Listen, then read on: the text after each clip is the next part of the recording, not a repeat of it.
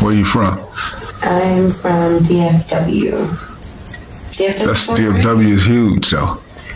I know DFW, that's Dallas Fort Worth, okay, but what part, though? Yeah. So you from everywhere? Kind of, sort of. I moved around a lot. I call it the hood trifecta. Right? Oak Cliff, Dallas, Grand Prairie, and South 6 in Fort Worth. Oh, okay. Those are some pretty rough areas. Rough area. What's the worst you've ever seen out there in the streets when you be out there? What's the worst thing you ever saw? My son's dad shot our neighbor execution style. In front of you? Yeah, while I was pregnant.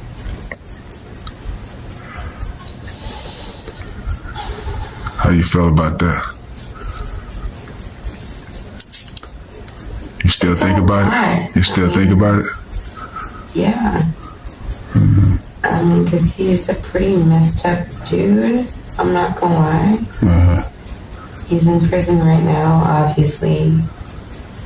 And he sends these creepy pictures of him, me, and my son. Like, we're married and we have, like, this family together. The dude that killed him? You talking about? Yeah. Okay. My son's dad's dad. So my son's grandpa. Yeah. He does that. Oh, okay. And it just, I don't know, it creeps me out. And I honestly, I don't even open the letters anymore. So you're out here alone by yourself right now, then? Yeah. So, how tall are you? I'm 4'11". 4'11", out here by yourself alone. You don't, that don't scare you? No, not really. Why not? I mean, I could be scared, right? But then I'm gonna live my life in fear. Okay. You know, and I'm a good person. Yeah.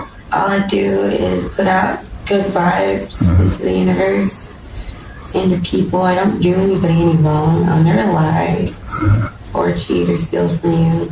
You know, that's just not who I am. Okay. I hate it when that's done to me, so why would I do it to somebody else? You know what I mean? So you got like that. I get surrounded by good people. So you got character in the streets. That's very rare, because in the streets is though, you know. So you what you saying is you got character. Yeah. Being out there in the streets, which is weird, because I'm sure you see people that lack character and you see them do stuff. How you feel about that when they do that around you? I'm such a good person that people will not do that around me. They feel bad doing that around me. It's like they feel ashamed when they see when like I see them do things like that. So they won't do it. So they won't do it. Okay. How long you been out? How long you been out on your own? Out there in Dallas Fort Worth, DFW. Like homeless or like taking care of myself, really. I guess that all kind of goes together, right? Like, so how long you been doing whatever you've been doing? Like, how long you been? I mean, I gotta be a little bit more specific. How long you been?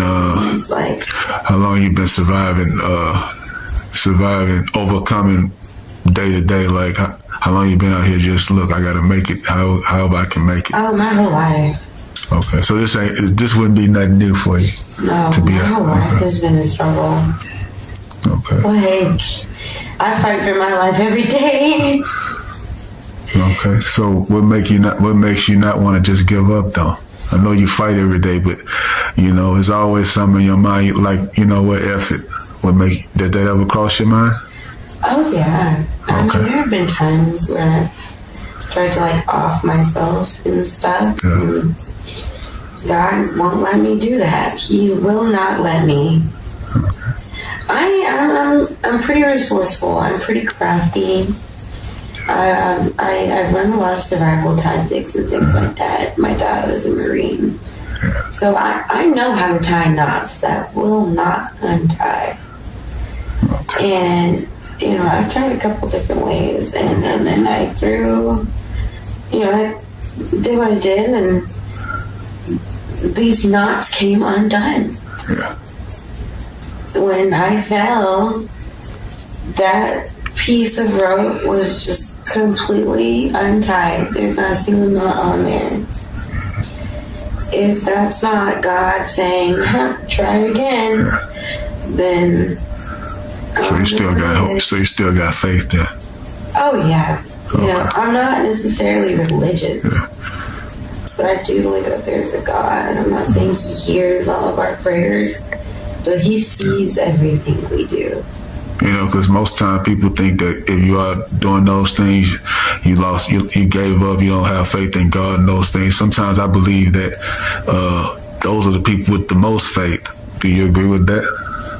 I think so. Okay. Because you're basically banking on there being some kind of afterlife, something better than this. Well, okay, I mean, I guess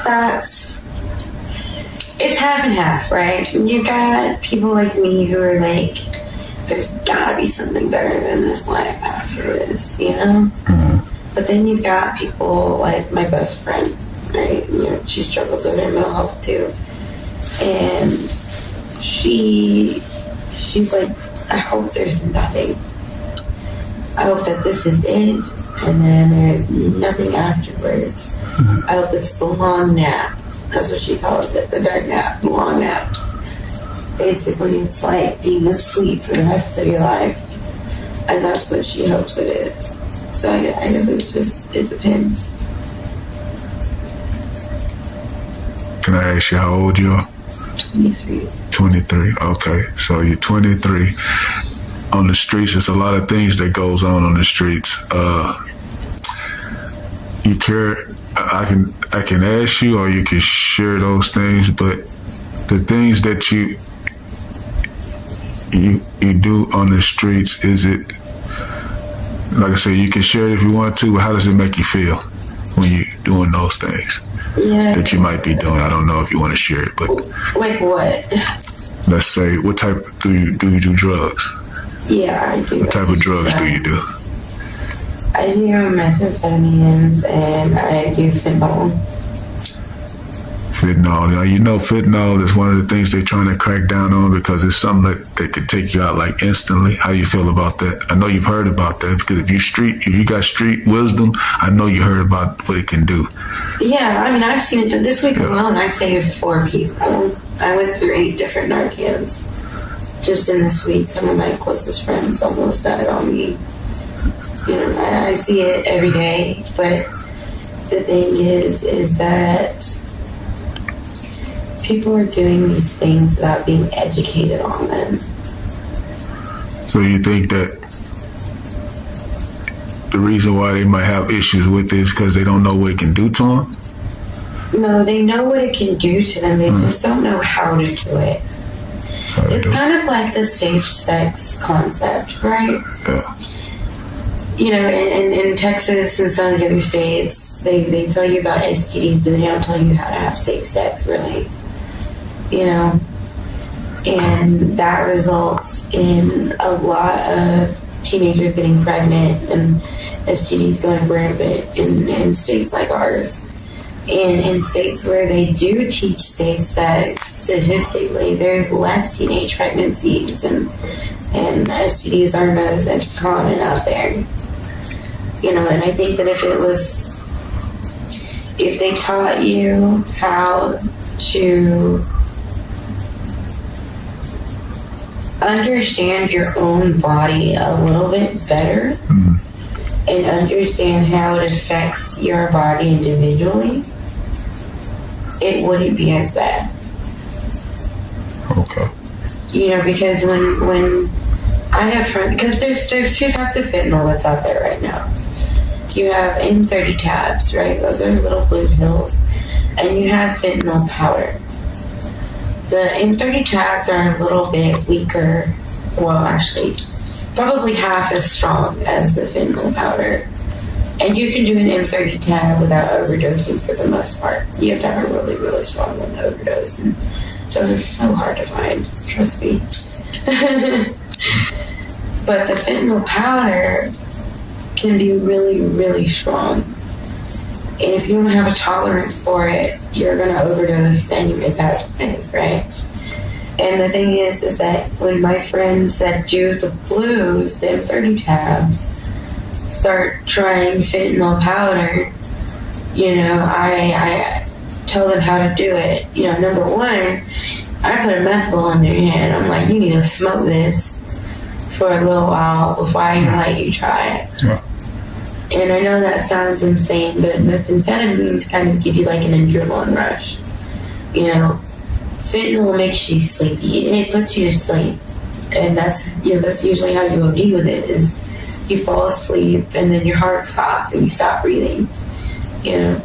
So I give them a meth ball and they hit that for a while, which will kind of give them an adrenaline hit, and their heart will beat faster and their lungs will breathe. They're taking in more oxygen, and they're awake. Their brain is being kept awake by the amphetamines. And then, I'll give them, like crumbs of it, like dust. Yeah. And it's little by little until they realize how much they can handle. If you give them the whole thing, it'll kill them. Oh, hell no. You would, right? No, do not give them. Yeah, but I'm saying if you did, it would kill them, right? Oh, yeah. Okay. Yeah, like 90% of the time, if I gave them the whole point, because you buy it by the point, which is 0.1 gram, right? Most of the time, if you gave them the whole point, they would die in one hit. You can't even smoke a whole point in one hit, but they would die. Yeah. So you have to give them like dust, like scrapings, like when you eat a Ritz cracker and the salt little crumbs come off, like that much, like just a tiny little bit, and you increase it every single time until you see what they can handle. How long you been doing that fentanyl? Since I was like 16. 16. Yeah. You feel bad about that? No. How does it make you feel when you're doing it? I'm in a lot of pain. Yeah. All the time. I'm really ill. I've got a lot of chronic illnesses. So my whole body is always hurting. And fentanyl is an opiate. And opiates are used for pain relief. So I use it for that. But I also use it to sleep, A lot of opiates they're called downers. And they'll put you to sleep. And I have a hard time sleeping sometimes. So I'll use it for that. Okay. You want to share your name? I'm rather not right now. Okay, so I'm gonna just call you my friend then. Let's call you I my go by friend. Little Red. Lauren? Little Red. Little Red, okay. Little Red, for if someone was just to look at you, you're a pretty girl. So how do you maintain like your looks? Because most people get the idea that if someone's on drugs, they look hideous, they look like monsters. How do you maintain your looks? Like to say, how do you do that? So I mean, here's a really big thing about drugs, right? And there's a difference between a drug user and an addict. Yeah. A drug user does the drug. An addict will let the drug do them. Okay. So I'm not putting the drug before my necessities. I've got my own room, which has a shower and a kitchen and a bedroom, and I've got, hygiene products and food and bed sheets, laundry, stuff like that, I purchase my necessities before my wants. Okay. And I think that is... So you control the drug don't control you. Right. So I'm not using every last dime to go and get a hit.